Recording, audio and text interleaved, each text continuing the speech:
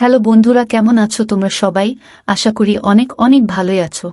আর তোমাদের ভালোবাসায় আমিও অনেক ভালো আছি, কারণ তোমরা আমাকে যে পরিমাণে ভালোবাসা দিয়েছো এবং সাপোর্ট দিয়েছো তা আমি কোনোদিন ভুলতে পারবো না। তাই তোমাদেরকে মজা দেওয়ার জন্য আবারও একটি নতুন গল্প নিয়ে হাজির হলাম। গল্পটি শোনার মতো, আশা করি তোমাদের দাঁড়িয়ে যাবে এবং তোমরা হাতের কাজ করতে সবাই হেডফোন নিয়ে বসে যাও। যদি আমার গল্প শুনে মজা পাও তাহলে অবশ্যই আমার চ্যানেলটি সাবস্ক্রাইব করবে। তো চলো বন্ধুরা, আমরা কথা না বাড়িয়ে আসল গল্পে চলে যাই। আমার 14 বছর বয়সে মালকিন আমাকে তার বাড়িতে নিয়ে যান এবং আমাকে 500 টাকা দিয়ে মালকিন নিজের শরীরে ম্যাসেজ করাতেন। আমি 500 টাকায় রাজি হয়ে মালকিনের শরীরে ম্যাসেজ করতাম। কিন্তু একদিন রাতে মালকিন বলতে শুরু করলেন, প্রতাপ, আজকে রুমের লাইটটা বন্ধ করে দাও। আমি চুপচাপ লাইটটা বন্ধ করে দিলাম। আমি জ্ঞান হারিয়ে ফেললাম যখন মালকিন, আমি যে বয়সের মধ্যে দিয়ে যাচ্ছি, এই সময়টা একটা ছেলের জন্য অনেক কঠিন সময়, কারণ তাদের মনোযোগ তাদের সামনে উপস্থিত মহিলাদের দিকে পড়ে। এমন অবস্থায় কারো শরীরে মালিশ করা আমার জন্য খুব সমস্যার সৃষ্টি করে। যখন মালকিন আমাকে তার শরীরে ম্যাসাজ করতে বললেন, কিছুক্ষণ অবাক হয়ে তার দিকে তাকিয়ে রইলাম। আমি কিভাবে এটা করব? এটা খুবই লজ্জার বিষয়। কিন্তু আমার বাবা বলেছিলেন, মালকিনের কোনো কথায় না করবি না, তিনি অনেক দয়ালু মনের মহিলা। তুই যদি তার মনে জায়গা করে নিতে পারিস, তবে তিনি তোকে বেতনের চেয়েও বেশি টাকা দেবেন। তিনি আমাকে টাকা দিয়েছেন, তাও 500 টাকা, এবং বললেন, এই টাকাটা শুধু তোমার। আমি অনেক খুশি হয়েছিলাম, কিন্তু যখন তিনি আমাকে তার শরীরে তেল দিয়ে ম্যাসাজ করতে বললেন, আমি হতভম্ব হয়ে তার দিকে তাকিয়ে রইলাম। তিনি কিভাবে একটা ছেলেকে দিয়ে ম্যাসাজ করাতে পারেন? আমি কিছু বললাম না, কিন্তু অনেক নার্ভাস ছিলাম। তিনি আমাকে তার রুমে নিয়ে গেলেন, তারপরে বিছানায় শুয়ে তার শরীরে তেল দিতে বললেন। আমি যখন তার শরীর থেকে তার পোশাকটা তুলে দিলাম, তখন আমার চোখ বড় বড় হয়ে গেল। তিনি আমাকে যে তেল দিয়েছিলেন, আমি চোখ বন্ধ করে আমার হাতে কিছুটা নিয়ে তার শরীরে দিতে থাকলাম। আমার একমাত্র চেষ্টা ছিল কাজে অনেক মন দেওয়া। আমি একবারও তার শরীরের দিকে তাকাইনি, আমি শুধু চোখ নামিয়ে ম্যাসাজ করেছিলাম। আমার মনে আছে যে আমি যখন এখানে কাজ শুরু করি, প্রথম দিকে কাজের সময় অনুসারে আমি যখন মালকিনের ঘরে প্রবেশ করলাম, তখন মালকিনকে কিছুটা অন্যরকম দেখাচ্ছিল। তার চেহারায় অদ্ভুত পরিবর্তন লক্ষ্য করলাম আমি। তিনি ঘামে ভিজে যাচ্ছিলেন। আমি জানি না তার কি হয়েছিল। আমাকে দেখামাত্রই সে হঠাৎ সোজা হয়ে আমার দিক থেকে অন্যদিকে তাকাতে থাকল। আমি কিছুটা অবাক হয়ে মালকিনের দিকে তাকিয়েছিলাম। আমার মনে হলো মালকিনের শরীরটা ভালো নেই। আমি সবসময় নীরবে মালকিনের সেবা করতাম, কিন্তু আজ আমি কিছুটা বাধা নিয়ে মালকিনের দিকে তাকিয়ে তাকে জিজ্ঞেস করলাম, মালকিন, আপনি ঠিক আছেন তো? আপনাকে অন্যরকম দেখাচ্ছে মনে হয়। আমি আমার মালকিনকে মন থেকে সম্মান করতাম এবং আমি তার জন্য চিন্তিত থাকতাম, কারণ তিনি কেবল আমার মালকিনই ছিলেন না, আমার কাছে তিনি একজন অনেক ভালো অভিভাবক ছিলেন। তিনি ছোটবেলা থেকেই আমাকে সাহায্য করেছিলেন এবং তিনি আমার দুঃখী জীবনকে সুখী করে তুলতে অনেক সাহায্য করেছিলেন। আমি কষ্টে ছিলাম, কিন্তু তার দেওয়া টাকা আমার জীবন পরিবর্তন করে দেয়। আমার বাড়ির অবস্থা পরিবর্তন হয়ে যায়। আমার প্রশ্নে মালকিন নাতে মাথা নেড়ে আমাকে আশ্বস্ত করলেন যে তিনি একেবারে ঠিক আছেন, কিন্তু তার মুখে স্পষ্ট দেখা যাচ্ছিল যে তিনি কিছু লুকাচ্ছেন এবং তিনি অনেক টেনশনে আছেন। কয়েক মাস ধরে তার বাড়িতে কাজ করছি। আজকে প্রথমবার যখন তিনি আমাকে ম্যাসাজ করতে বললেন, আমি অনেক ভয় পেয়েছিলাম, কারণ সব বাড়িতে তিনি একাই থাকতেন, না স্বামী না কোনো সন্তান। এই কথাটা শুনে আমি প্রথমে চুপ হয়ে গেলাম, কিন্তু আমি মালিশ করলাম, সারাক্ষণ আমার হাত কাঁপছিল। আমি ভেবেছিলাম মালকিন একদিনের জন্য আমাকে দিয়ে এই কাজটা করাবেন, কিন্তু এখন তিনি আমাকে দিয়ে প্রতিদিন মেসেজ করানো শুরু করলেন। আমি মালকিনের কোনো কাজে এতটা খারাপ মনে করিনি, কারণ তিনি কোনো উদ্দেশ্য নিয়ে আমাকে দিয়ে কোনো কাজ করাতেন না। কিন্তু যখন আমি একা রুমের মধ্যে তাকে তেল ম্যাসাজ করতাম, তখন আমার অনেক খারাপ মনে হতো। একটা অদ্ভুত বিষয় হলো যে আমি মালকিনকে ম্যাসাজ করা শুরু করার পর থেকে মালকিন আমার দিকে অনেক ভালোবাসার চোখে তাকাতে থাকল। আগে তিনি আমাকে 500 টাকা দিতেন, কিন্তু এখন 1000 টাকা দিতেন। তার এই ভালোবাসায় আমি বিরক্ত হয়ে গেছিলাম। কিন্তু আজও প্রতিদিনের মতো আমি তেলের বোতল হাতে নিয়ে ম্যাসাজ করতে গেলাম। আমি 14 বছর বয়স থেকে মালকিনের শরীরে ম্যাসাজ করে আসছি। এই কাজটি আমাকে অনেক বিভ্রান্ত করত। আমার মালকিনের উপর রাগও হতো, কারণ তিনি আমাকে দিয়ে এসব কাজ করাতেন, কিন্তু আমি এসব করতে বাধ্য ছিলাম। কারণ আমার টাকা চাই এবং কাজের বিনিময়ে আমার মালকিন আমাকে প্রতিদিন 500 টাকা দিতেন, তাই আমি নির্বে মালকিনের জন্য এই কাজটি করতে থাকলাম। অনেক পরে আমি বুঝতে পেরেছিলাম যে মালিকিন কেন আমাকে দিয়ে এই কাজ করাতেন। আমি তেল নিয়ে আমার মালকিনের বিছানায় বসলাম। তারপরে হঠাৎ মালকিন আমাকে বলল, প্রতাপ, ঘরের আলো নিভিয়ে দাও। আমি অবাক হয়ে মালকিনের দিকে তাকালাম। আমার কেমন যেন মনে হচ্ছিল, কিন্তু মালকিনকে কিছুই বলতে পারলাম না। আমি ঘরের আলো নিভিয়ে দিলাম এবং অন্ধকারে মালকিনের বিছানার কাছে পৌঁছালাম। অন্ধকারে বুঝতে পারলাম মালকিন বিছানায় শুয়ে আছেন। আমি মালকিনের দিকে হাত বাড়ালে মালকিন আমাকে থামিয়ে দিয়ে আমার হাত ধরে তিনি আমাকে যা বললেন তাতে আমি জ্ঞান হারিয়ে ফেললাম। আমার মনটা কেমন করতে শুরু করল। আমি আমার জায়গায় বসে রইলাম। আমার নড়াচড়া করা কঠিন হয়ে পড়ে।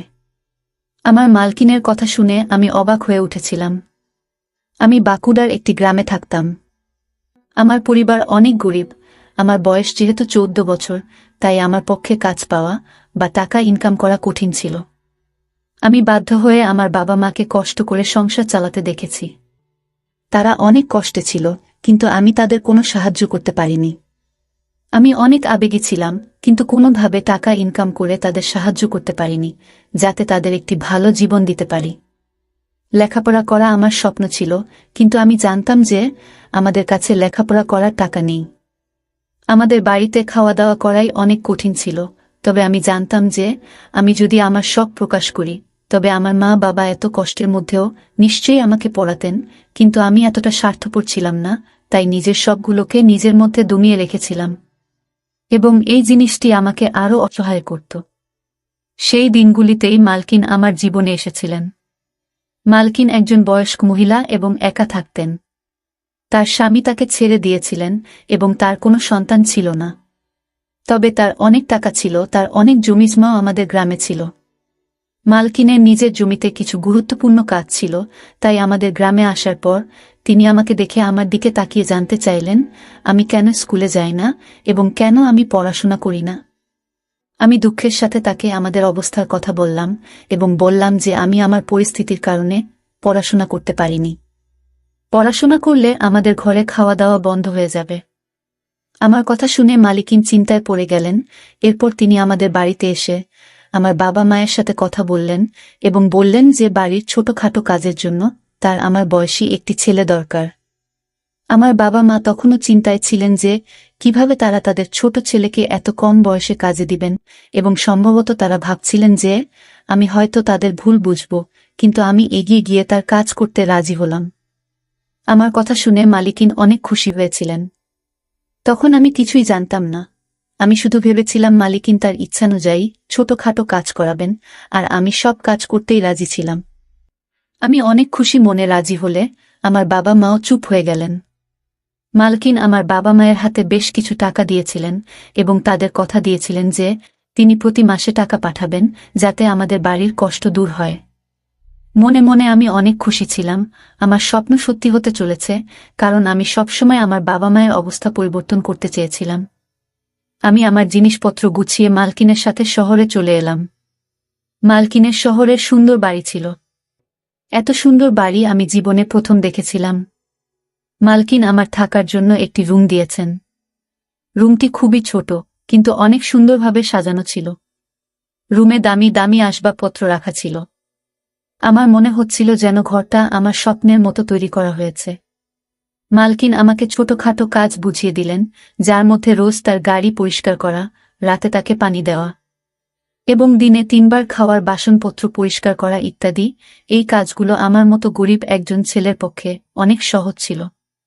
মালকিনের বাড়িতে বাইরে থেকে রান্না করা খাবার আসত এবং মালিকিন তার সাথে আমাকেও খেতে দিতেন। প্রথম দিনই আমাকে ভালো পোশাক দেওয়া হয়েছিল, জুতাও কিনে দিয়েছিলেন। মালকিনের দয়া এখানেই শেষ হয়নি।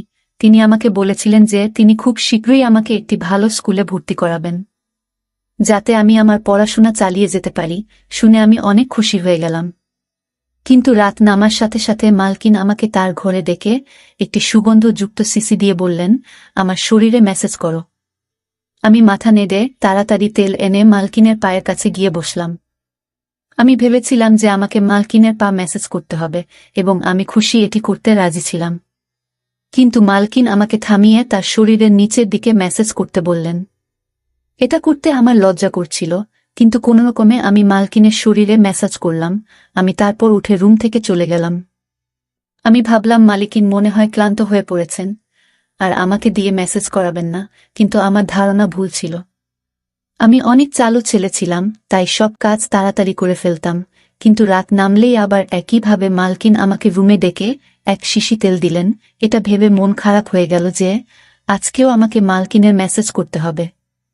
পা পর্যন্ত তো ঠিক ছিল, কিন্তু মালকিন আমাকে দিয়ে যেখানে মেসাজ করাতেন সেটি আমার কাছে অস্বস্তিকর ছিল। আজও আমি কোনোরকমে মালকিনের মেসেজ করে তার দিকে তাকালাম। তিনি শান্তিতে ঘুমাচ্ছিলেন। আমি বুঝতে পারছিলাম না মালকিন এতে কি সুখ পান। মালকিনের কাজকর্ম আমাকে অবাক করছিল। 3 দিন পরেই মালকিন আমাকে একটি ভালো স্কুলে ভর্তি করিয়েছিলেন। আমি আমার মালকিনের জন্য পাগল ছিলাম, কিন্তু আমার মালকিনের মেসেজ করতে ভালো হতো না। মালকিন এটি তার রুটিনে পরিণত করেছিলেন, আর প্রতিদিন সে আমাকে মেসেজ করতে বলতেন। আমি তার অনুগ্রহে ছিলাম, তাই আমি না করতে পারছিলাম না। তাই কিছু না বলে আমি আমার মালকিনকে মেসেজ করতে থাকলাম। মালকিন সম্ভবত বুঝতে পেরেছিল যে আমি তার মেসেজ বিরক্তি নিয়ে করি, সেজন্য আমার বেতন বাদেও তিনি আমাকে প্রতিদিন 500 টাকা করে দিতে থাকলেন, এবং আমি আনন্দের সাথে টাকার জন্য এই কাজটি করতে থাকলাম। এইভাবে আমি মালকিনের বাড়িতে অনেক দিন ছিলাম, এবং এখন আমি এতে অভ্যস্ত হয়ে গেছি। মালকিনের একটি ভালো অভ্যাস ছিল যে মাস শেষ হলেই তিনি আমাকে না বলেই আমার বাড়িতে টাকা পাঠিয়ে দিতেন, যা আমার বাবা মায়ের জীবনকে সহজ করে দিয়েছিল। আমিও অনেক কষ্ট করে পড়াশোনা করছিলাম যে সারা জীবন যাতে আমাকে মালকিনের মতো মহিলাদের বাড়িতে থেকে তাদের ইচ্ছা পূরণ করতে না হয়। একদিন আমি প্রতিদিনের মতো মালকিনের মেসেজ করতে তার রুমে গেলে মালকিন আমার দিকে একভাবে তাকাতে থাকলেন। তাকে মেসেজ করার সময় আমার মুখে সবসময় একটা সমস্যার ভাব থাকত, এবং আমি এভাবেই তার মেসেজ করতাম, এবং মালকিনও এটা অনুভব করতেন। তাই মালকিন আমার দিকে মনোযোগ দিয়ে তাকিয়ে তারপরে বললেন যে আমি জানি আমার এই কাজটা করতে তোমার খারাপ মনে হয়, কিন্তু আমি অসহায়, তাই তোমার খারাপ মনে হওয়া সত্ত্বেও তোমাকে দিয়ে এই কাজটা করিয়ে নিই।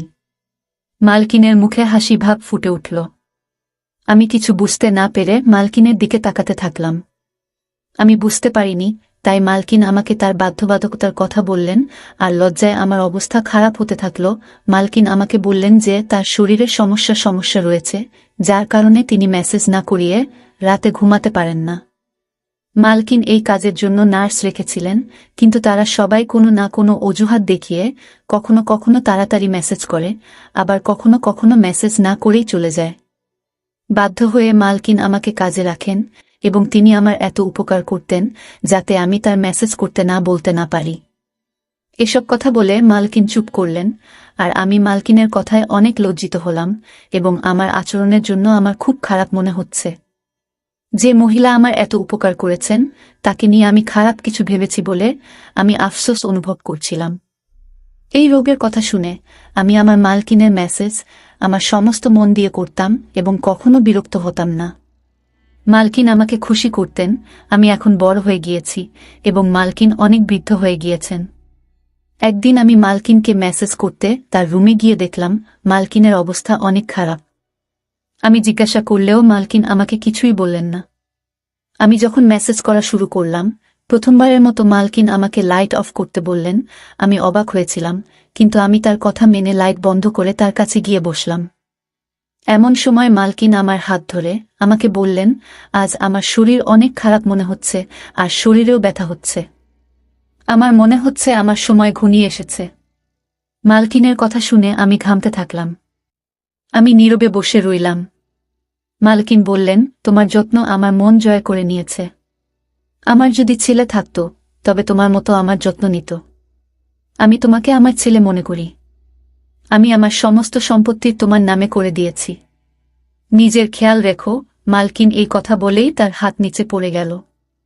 আমি তাড়াতাড়ি উঠে লাইট অন করে মালিককে দেখে দ্রুত ডাক্তারকে ডাকলাম। মালকিন একেবারে স্থির। ডাক্তার চেক আপ করে মালকিনকে মৃত ঘোষণা করলেন। আমি হতভম্ব হয়ে কাঁদতে কাঁদতে পাগল হয়ে গেলাম। মালকিন আমার মায়ের মতো ছিলেন, যদিও তিনি আমার মা ছিলেন না, কিন্তু আমাদের মধ্যে সম্পর্কটা মা ছেলের মতোই ছিল। আর তার উকিল পরের দিনই তার সমস্ত সম্পত্তি আমার হাতে তুলে দিয়েছিলেন। আমি অনেক বড়লোক হয়ে গেছি এবং আমি মালকিনের বাড়িতেই থাকি। আমার বাবা মাও আমার সাথে থাকেন। আমার জীবন অনেক সুন্দর হয়ে উঠেছে। আমার মালকিন অনেক সুন্দর মনের মহিলা ছিলেন। বন্ধুরা, আজকের ভিডিওটা এখানেই শেষ করলাম। অনেক কষ্ট করে ভিডিওটি আপনাদের জন্য বানিয়েছি। যদি ভিডিওটি আপনাদের ভালো লেগে থাকে তাহলে একটা লাইক করবেন এবং চ্যানেলটি অবশ্যই সাবস্ক্রাইব করবেন। এই আশা ব্যক্ত রেখে আপনাদের কাছ থেকে বিদায় নিচ্ছি আমি। দেখা হবে আগামীকালের নতুন কোনো ভিডিওতে। সে পর্যন্ত সবাই ভালো থাকুন, সুস্থ থাকুন। ধন্যবাদ।